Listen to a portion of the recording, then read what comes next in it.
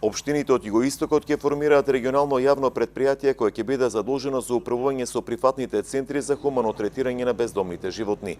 Ваква одлука донесоа 10 градоначалници од југоисточниот регион кои расправаа по кој модел да функционира и кој ќе управува со стационарот што се изгради во Струмица и стационарот што треба да се гради во Гевгелиско-Валандовскиот микрорегион.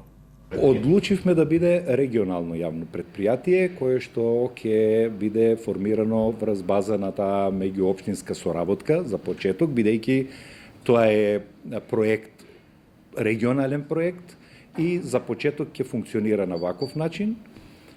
Со дури да биде готов и останатиот дел, односно вториот шелтер центар ќе функционира како едно предпријатие со еден шелтер центар, а понатаму со можност ова да се прошири и да се комплетира и со вториот шелтер центар. Двата стационара се дел од проектот на Центарот за развој на Југоисточниот плански регион за да регионално се реши проблемот со кучињата скитници.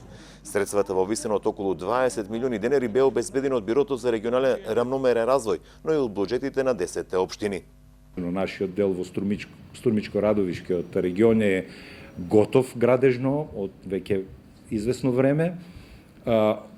Комплетно опремен со опрема, мебел и сите други возила кои што треба да служат за ловување. Комплетно спремен, проектот кој што требаше да се изведе во рамките на Гевгелиско-Валандовскиот регион е се уште во една почетна фаза, би кажал.